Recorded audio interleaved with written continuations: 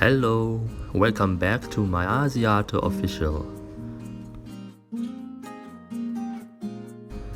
Banana Drama, The Three Magic Feathers. Chapter 2, The Score. As if it was fate, because up until now I could not count how many coincidences were bundled to have this very mystic scene. That was the day when Vinto stumbled on the scroll that would have an impact of the world he never would have in the slightest imagined.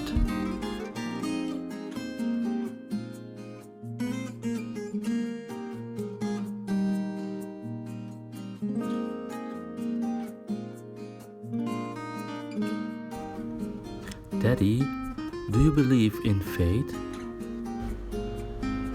Well, Vinto, I believe that there are certain things that are meant to happen in our lives, but it's up to us to make the most of them. What do you mean, Daddy? For example, if you are meant to become a great musician, there might be certain opportunities that come your way to help you achieve that goal. But it's up to you to practice hard and take advantage of those opportunities. So, we have to work hard to fulfill our fate? That's right, Vinto. Fate is not just handed to us on a silver platter. We have to put in the effort to make our dreams come true. But what if we don't know what our fate is? Sometimes, Vinto, we don't know what our fate is until we stumble upon it. But if we keep an open mind and are willing to try new things, we might discover something that we are truly passionate about. I see. So, fate is not just about what's meant to be, but also about what we make of it. Exactly, Vinto. Fate is like a roadmap. It shows us the direction we should be heading in, but it's up to us to choose the path we take and how we navigate it. Fate is like the opposite of coincidence. What do you mean by that? Let's figure this out in the end of the story, okay? After I drank some couple of teas. Would you like to hear how Vinto found the ancient scroll then? Yes.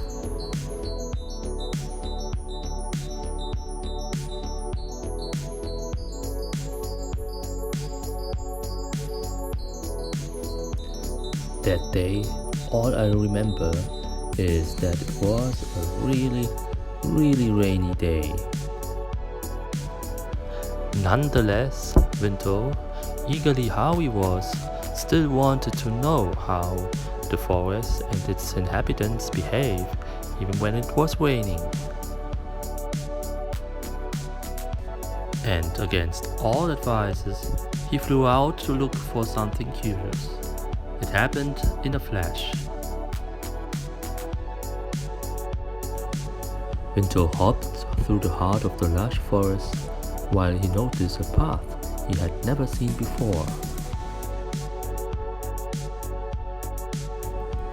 It was narrow and winding, but Vinto's curiosity got the best of him.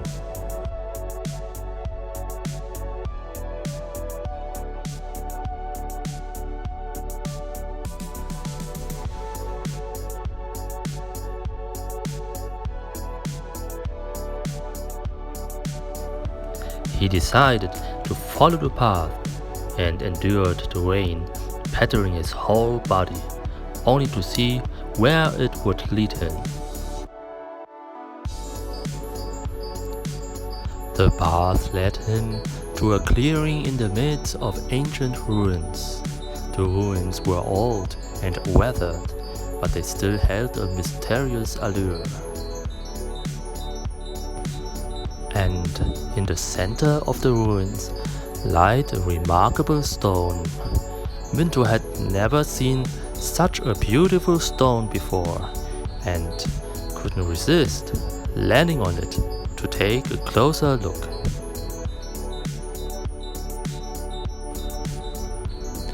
The stone itself was weathered and covered in moss, as if it had been there for centuries.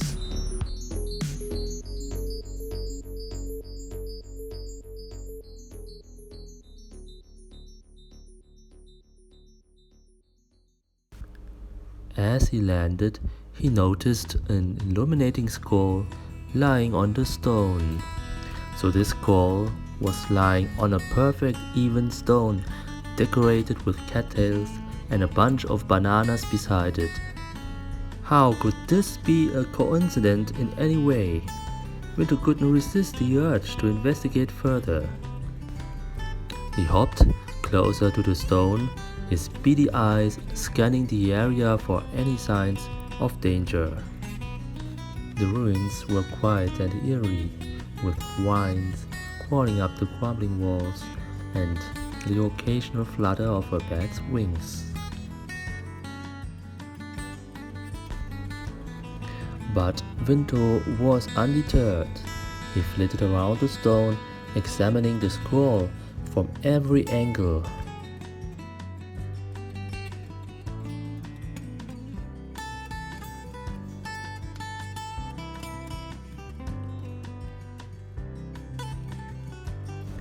The scroll was intricately decorated with beautiful illustrations and was inscribed with ancient symbols and writing that only a few could decipher.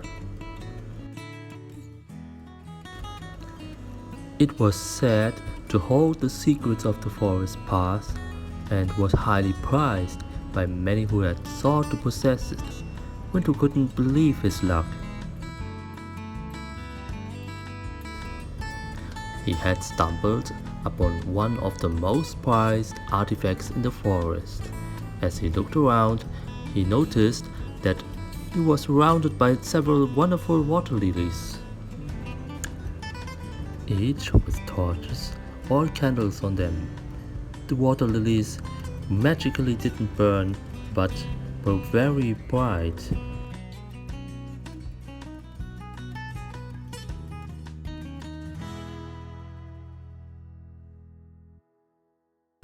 The aroma of aloe vera wafted through the air, making the atmosphere even more enchanting.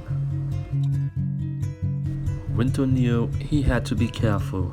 The clearing was full of magic and mystery, and he didn't want to disturb anything. He carefully picked up the scroll and placed it in his beak, being careful not to damage it.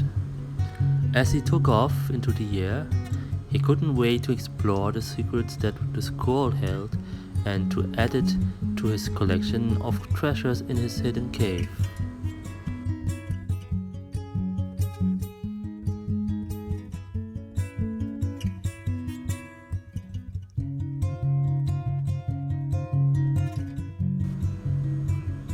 Vinto looked around the rainy void in the forest.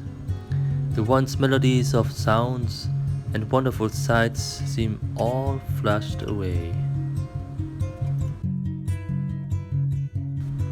He wondered why no one seemed to care about that scroll at the moment.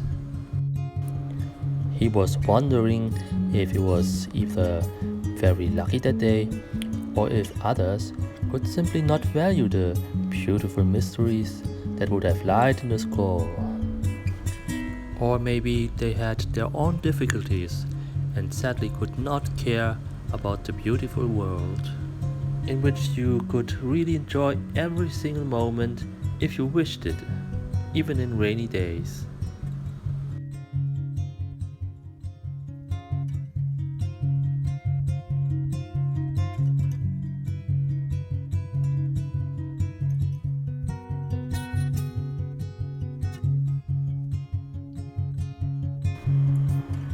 As it has turned out for Vinto, the most interesting part of the scroll was its blank backside.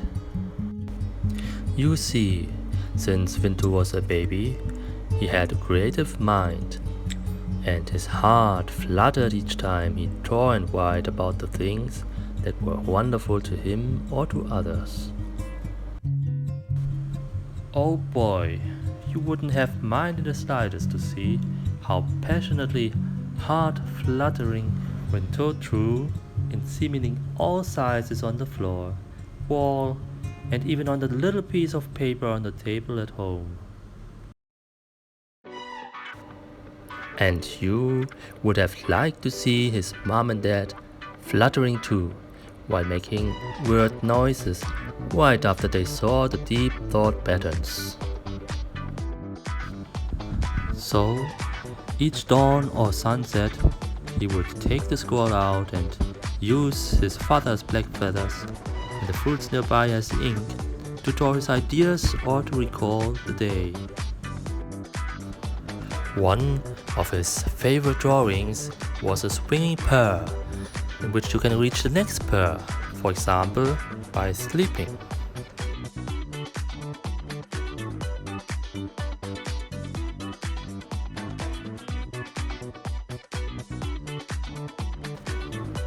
And if you happened to see a bear while you were in a pear, it wasn't so bad even if he shouted at you and said, "You, share." Because you could tell the bear you would leave the pear when you've reached the next pear. But how would the bear react if he saw you eating other juicy fruits, which was part of the magic after all? Would he have growled and said, "That's not fair," and wanted more? Or would he be like, "I'm just happy with the first pear"?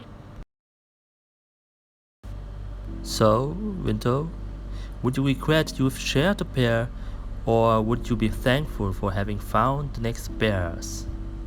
Other fruits. Ouch! Why did you hit me again, Vinto? Because the rhyme was quite funny, and I like to beat you at the beat. It goes so well with the occasion.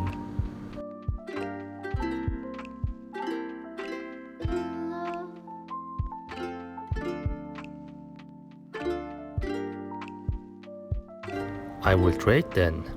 It's a piece of cake. I would kindly offer the bear all kind of fruits if it's a magic scroll, and he can give me fish or other goods.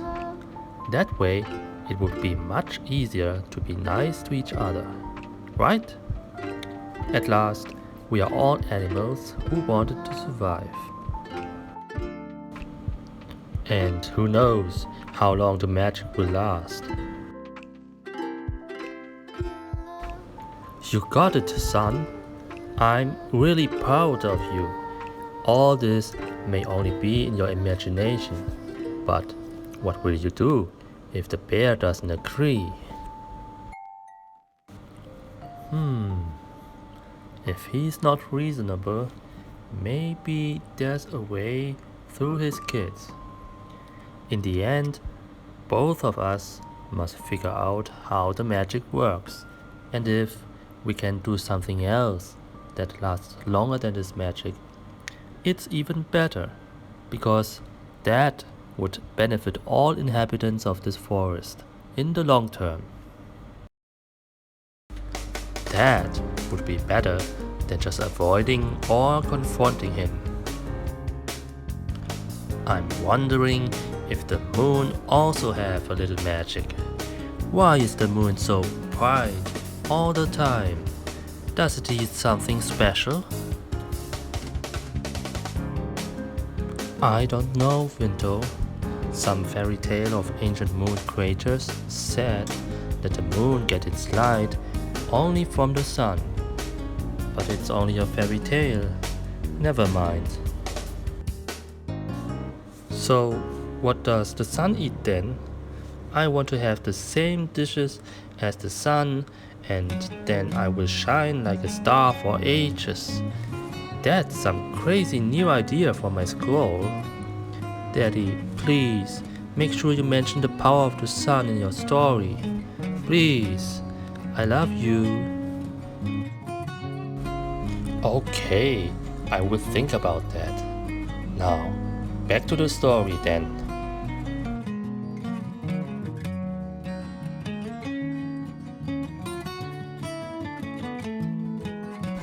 Vinto's imagination knew no bounds, and he thought about drawing an electric eel and crow chimera, or a mechanic fish that would allow you to discover the wonderful, undisclosed underwater world unharmed.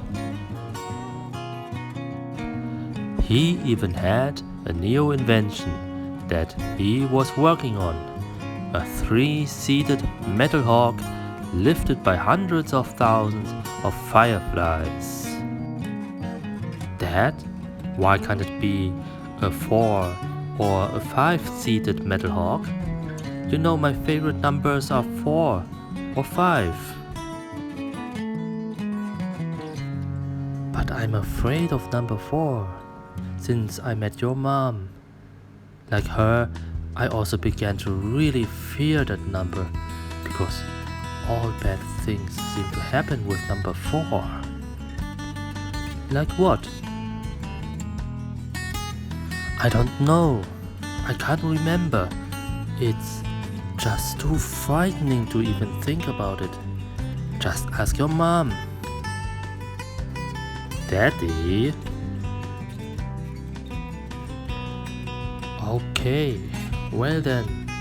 The hawk had 4 seats, and one special VIP seat was on the belly of the hawk.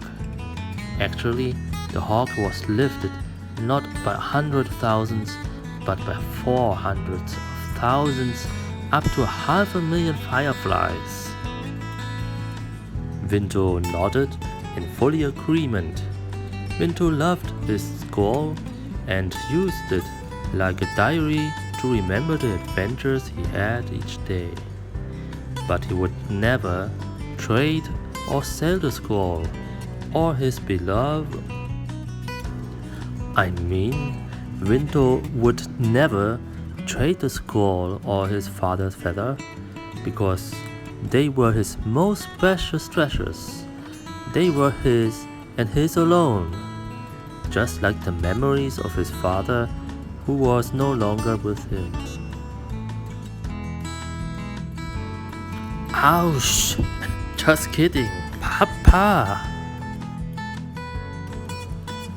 Alright.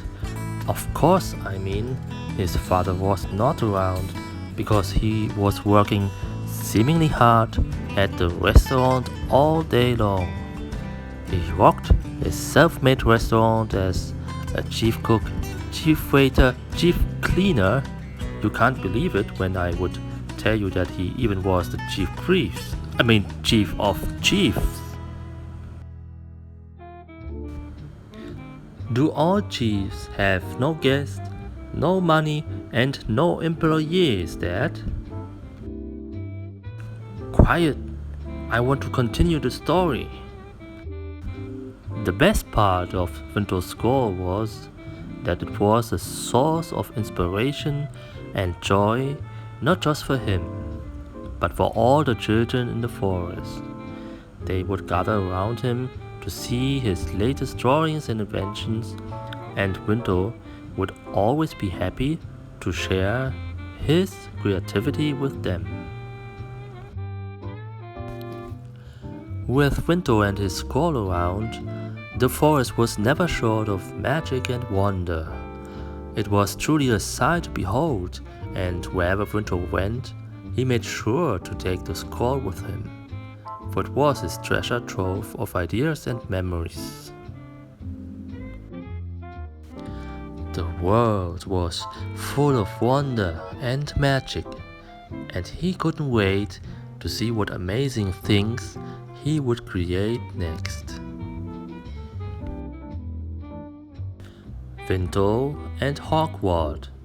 Vinto and his drunken fish. To be continued.